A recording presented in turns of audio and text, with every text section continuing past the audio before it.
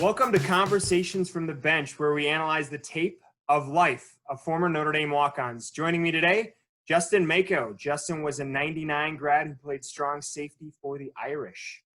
Justin is an icon in the locomotive industry.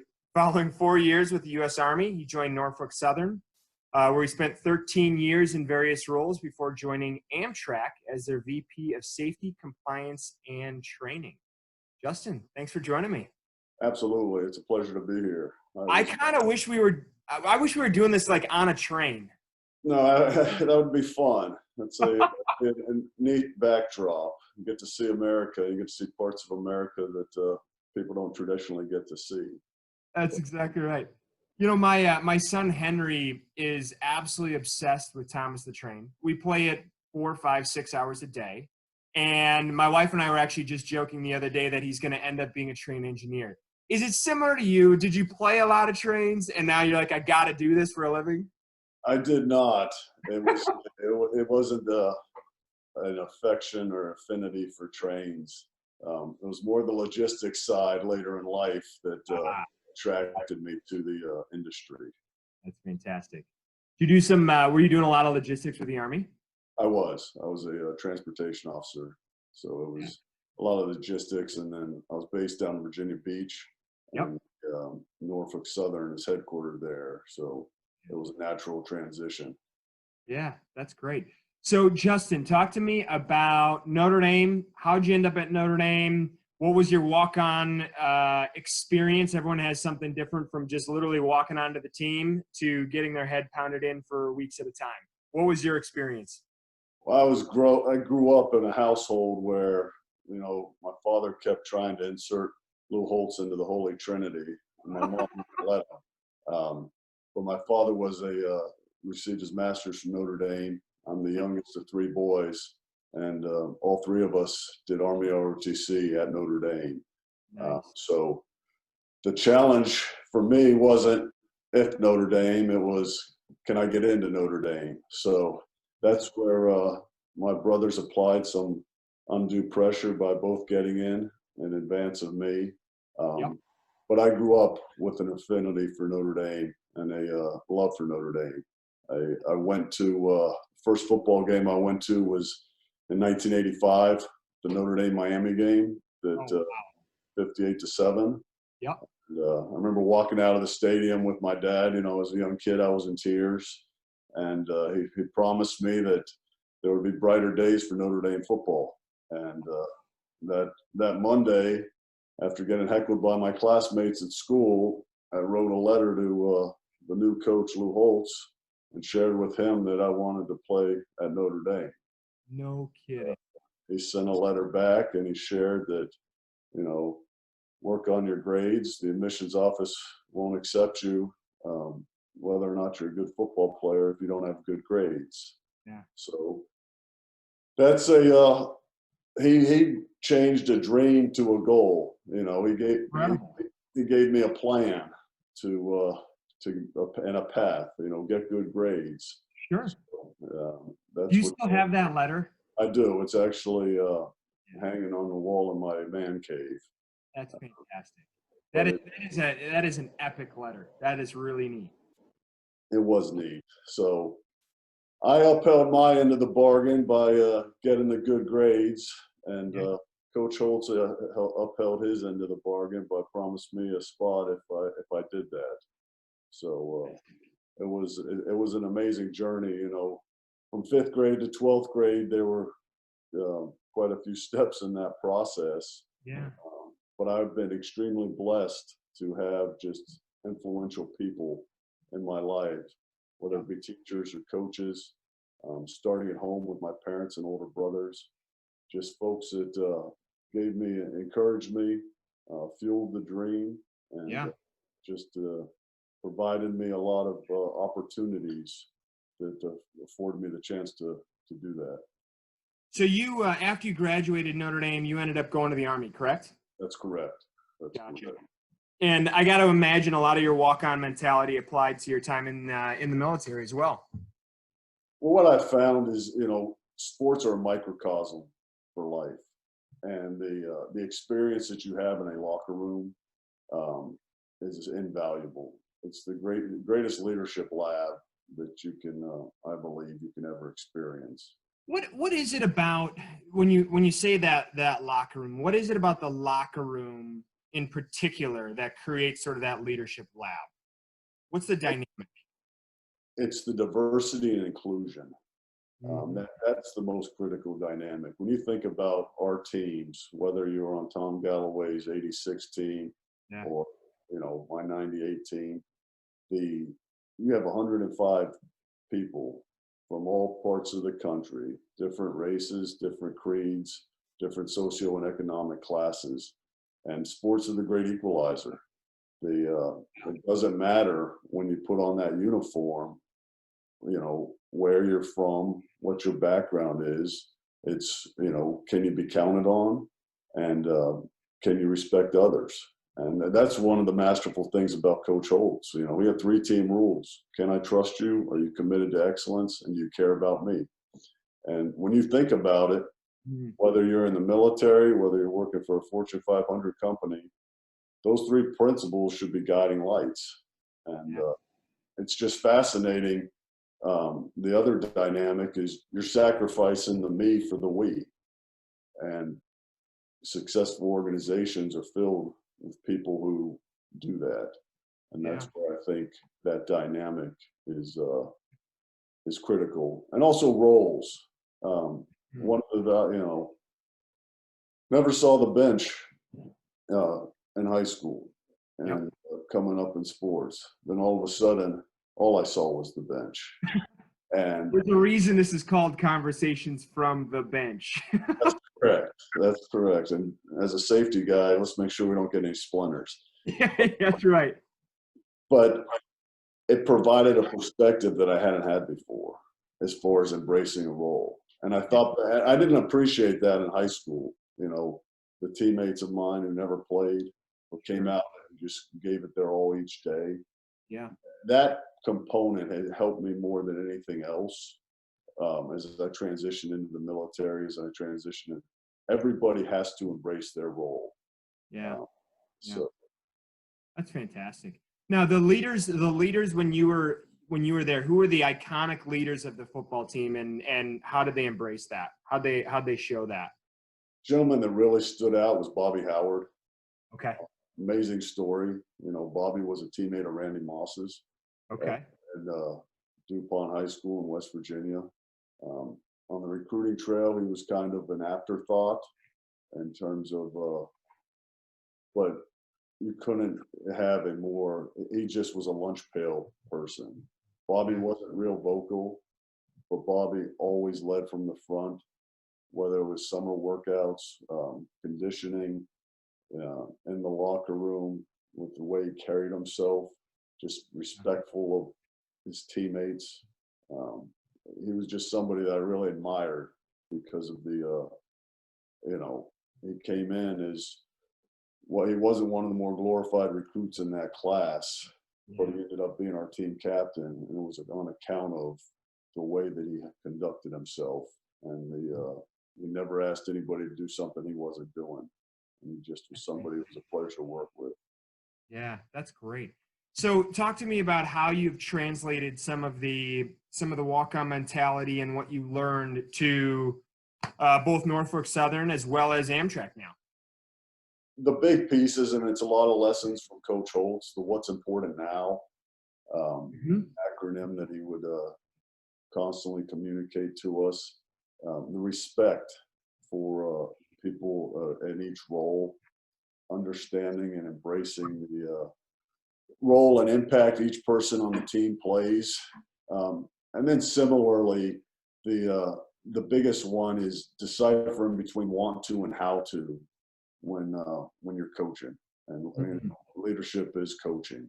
And that was one of the, when I look back early in my career as a leader, one of the Yeah. big mistakes I made was just assuming everybody was a want to, and it was all motivation.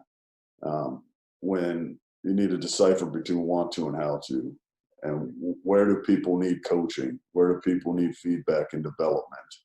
And I observed that from the interactions that Coach Holtz would have. You know, each player was different. He knew who to kick in the butt, and similarly, he knew who to pat on the back, and he knew when each of those approaches was needed.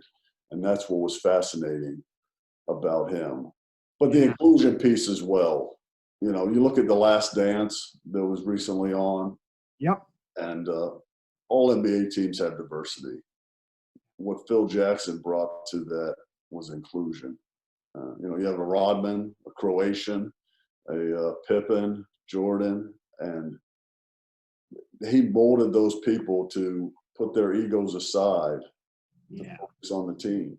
Those are some huge personalities. Throwing them all in a pot and actually making that work takes a lot of EQ, a lot of sensitivity to the nature of a human, which is pretty unique. No, absolutely, and that's what was masterful about Phil Jackson. I'm of the opinion he's one of the most underrated coaches of all time because everybody says, well, he had Jordan. Well, that's a challenge in itself. Well, it's true. Yeah. I mean, coaching a leader, a superstar like that is difficult. And just the way he weaved Rodman into the fold, knowing the history that he had with Pippen and Jordan. And those two, putting aside their personal differences for the team. Given all of the bad blood they had with the Pistons and the fact that they could bring this guy in and accept him, and then also respect the fact that, you know, if he wants to go to Vegas for 48 hours, just let him go to Vegas for 48 hours, recognizing that that's what Dennis Rodman needed at the time to get the most out of Dennis Rodman. Okay. The transparency and candor is something else that you're, you know, referencing, you know, what you brought from the locker room, what you brought from the experience. Yeah. Transparency and candor was invaluable. You know, telling people, having those constructive conversations, those crucial conversations with constructive feedback. Totally. Valuable. And that's something that anybody who's worn a helmet for more than a minute has received their fair share of constructive feedback. You know, I was having a conversation with somebody the other day about failure and how to move beyond failure. Can you talk to me about a time in your career when you've quote unquote failed, you haven't succeeded, and how you dug yourself out of the hole? I'll circle back to the coaching, the cipher between want to and how to, you know, Sure. Managing managers. And early in my career, I didn't clearly differentiate between the two. And I view myself as having failed some of my direct reports at that time. Sure. Because I didn't provide that coaching and feedback. And it was interesting is, you know, I would be coached. That's when the light bulb went off that, you know, my boss is putting in the time, effort, and energy, and I value it. I need to do more of that as opposed to just the motivational side of the house. Yeah. Gotcha.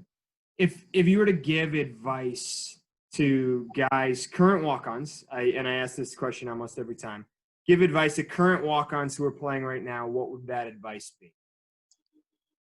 Enjoy the university experience. Don't limit yourself to the locker room. My best friends to this day are the folks in the dorm. You know, I was the dorm barber. $2 a haircut. Well, you know, Justin, given all of the previous interviews that I've had, you're the first one with a full head of hair, so that makes sense. Well, our barber shops are locked down, and it's the longest my hair's ever been in my life. There it is. I tried the Galloway and the O'Neill look, but it doesn't work for me. It doesn't fly. But that's the biggest thing. Enjoy the experience. It's don't just isolate yourself to the football field and to the locker room. You know, participate. Dylan Hall's big thing was the pep rally at the beginning of each year. I participated in that every year. Participated in dorm government. Just take advantage of those opportunities that are out there. You know, Notre Dame, because it's Notre Dame football, it can be an all-consuming experience. It becomes part of your identity, I think, as a player when you're there. It's because it is so iconic, especially in the outside world. being a part of that team becomes your identity without guys recognizing that. And it's only in hindsight that we realize it, that it's such a small sliver of time. And while it's incredibly meaningful, life moves on. It goes way beyond football. I mean, we stop playing, the second we graduate. And taking advantage of what Notre Dame has to offer is great advice, because I think, we do get consumed into the bubble and we think it has to be all about football, and it really doesn't. It's an amazing environment, and just the dormitory structure. When I think to my first section as a freshman, I had folks from India, Minnesota, Texas, where all over the country, Hawaii. Sure. And it was such a melting pot, and it was so fun to sit out in the hallways and debate things, and just have these conversations and solve all the world's problems at age 18. We've got all the answers, don't they? No, absolutely. But it was just that experience in itself. And it's not a commuter school. Everybody's in the same boat. You're there, you're on your own for the first time. And that's just awesome. And, when I reflect on one of the things Father Hesburgh said he was most proud of is he never lost a student to suicide during his tenure. And he credits that to the family atmosphere and and his belief that people always had a place to turn. And I found that to be very true. That's great. If you reflect back on your Notre Dame days, any specific memories or highlights that stand out for you? One practice, I was on the punt team with the scout squad, Yeah. and I had gotten blown up. Coach Meyer, Urban Meyer, was the special teams coach. Sure.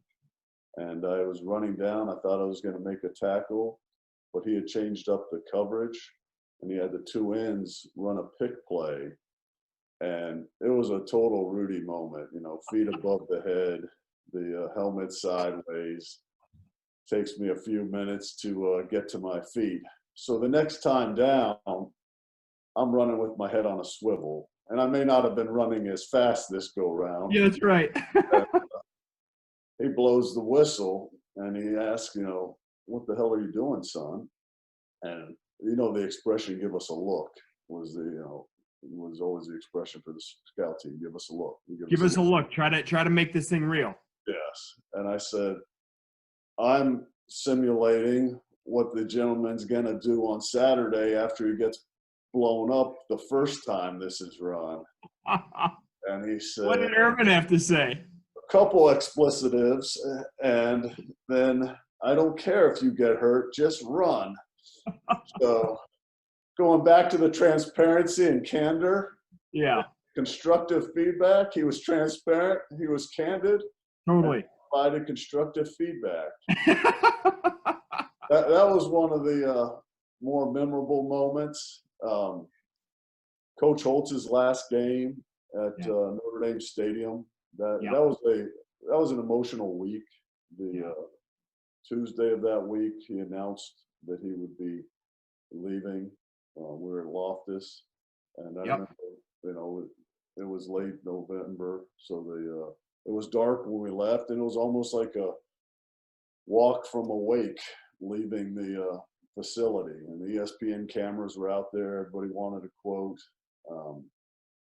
but then it accumulated. We beat the heck out of Rutgers that week, and at the end of it, Coach Holtz addressed the student body. And at that time, there was no greater love affair in sports between the student body of Notre Dame and Coach Holtz. Absolutely. And just to see that, the admiration and respect, but the humility that he exhibited at that moment is something that, he deflected. He deflected to everybody. And that's something as a leader that was one of those moments that leaves an impact on you. Even at that time, when the stage was on him, or the light was on him, he deflected to everybody else. And that was memorable. Uh, You were very blessed. A lot of guys were blessed to have Lou as a coach, and now you have three kids: Connor, Caroline, and Carter. I got to imagine that a lot of what you learned from Holtz, you've passed down to your kids, and been able to instill in them some of the lessons and values that he stood for. I do, and I'm hopeful that with time and maturity, they'll embrace them a little bit more. At this time, my son's 11 years old, and he'll, oh, another little Holtz story, Dad, or Here we go. he can recite the quotes faster than I can now. So I am definitely trying. I love it. But it does. The lessons that he taught us, they're interwoven in a lot of our activities, both at home and at work. And it was special, and it was special at that time too. You know, I remember I appreciated it when I was there. I knew because of my dad, I knew what I had. How special that was. Yeah. So you thought, at the time he's going around the country getting $75,000 a speech, and you're getting to listen to him every day. And that was the sarcasm. I mean, he just had one-liners, and ironically, the one gentleman, he said, "What's your major?" And he said, "Engineering." He said, "Well, you better be a train engineer because you're not smart enough to design any bridge I'm driving over." He had this cutting sarcasm that you wanted to laugh at, but you couldn't because in the moment it wasn't the time to laugh. That's right. You're just cataloging all these expressions, and they're memorable. And that's what's funny when people get together. That's what they remember, those stories and those interactions. That's exactly right. So, Justin, I'm curious, as a member of the Amtrak leadership group, obviously times have been really tight. Times have been tough right now during COVID. What's your perspective on the future of Amtrak? How are things going? What's been the biggest challenge so far for you guys? Well, first and foremost, we're open for business. Yeah. And, we are a great mode of transportation. Yeah. That, I encourage folks to take.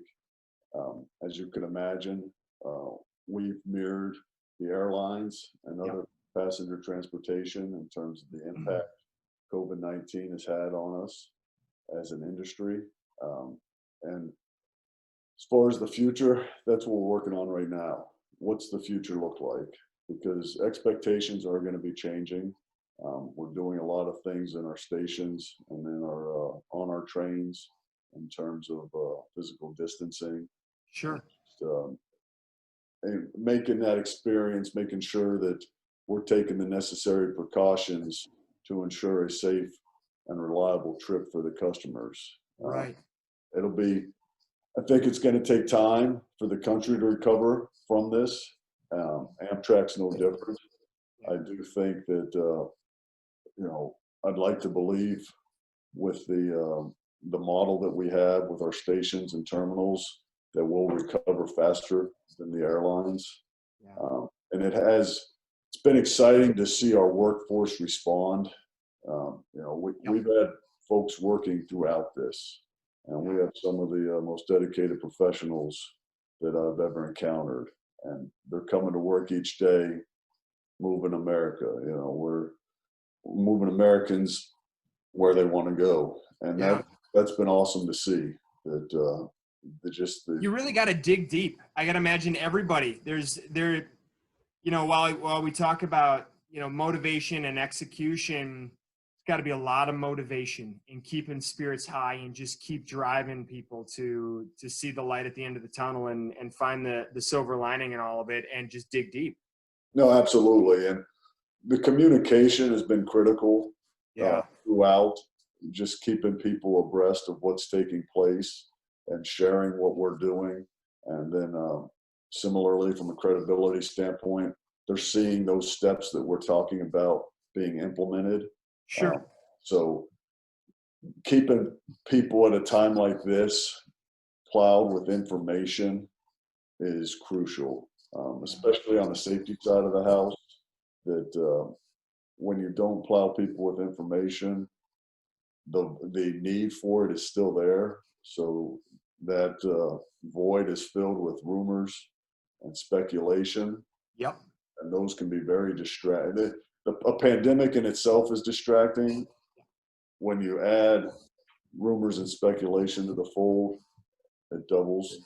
Yep. So that's one of the big lessons that we've approached this with, is making sure we are communicating constantly with what's going on. That's great. Well, my hat goes off to you, because I know it can't be easy. Anyone in transportation, travel, hospitality, everybody has been impacted in a major way. So again, my hat goes off to you and your team, because people still need to get around, and if you guys can provide that means, that's fantastic, despite the challenges that are in front of you. No, absolutely, and it's a beautiful ride from Washington to Charlottesville. It is. That's a ride that I've taken. I've what is it? The Cardinal going up out of Louisiana, right? That's correct. Yeah, yeah. I love it. Well, Justin, thank you for joining me today. I really appreciate it. It's great to see you. But before I forget, you have a special talent. No. You have No, the one thing I was going to share with you is, as I saw Tom Galloway and the Noah Drucker, and then similarly with Tim O'Neill, I can't help but think this is how the Beatles got started. Now the Beatles had better hair than O'Neill and Galloway. That's right. That's right. Myself at this time. Well, listen, anyone who's still watching this video, reach out to Justin directly to find out more about his special talent. We'll leave it at That's fair. Thank you for joining me. Thank you for joining me, and hopefully we'll catch up at a game sometime soon. No, absolutely. Thank you for doing this. This is a good experience and platform, and I hope the current walk-ons are listening to us and watching these videos. A lot to be shared. Great. Thanks, Justin. Take care.